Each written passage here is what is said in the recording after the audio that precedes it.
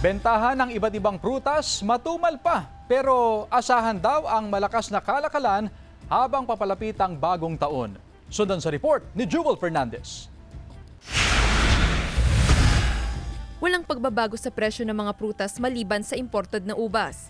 Sa pamilihang ito sa Urdaneta City, Pangasinan, ang dating presyo nito na 150 pesos per kilo, mabibilin na ngayon sa 180 pesos.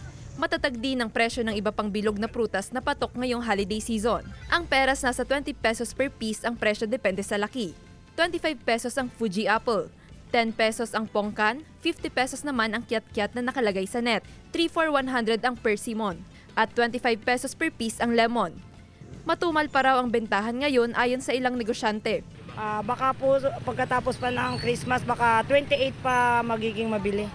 Marami pa kasing silang pagkakagastusan yung Christmas siguro, mga Christmas party. Ganun. Asahan daw ang pagtaas sa presyo ng mga bilog na prutas habang papalapit ang bagong taon.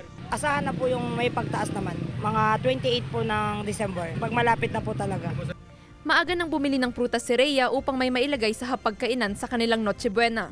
Okay naman po, kaya pa naman po ng bulsa. Para may po tayo sa Pasko, tapos sa bagong taon po. Kasama si Ron Taniedo, Jewel Fernandez, One North, Central Luzon.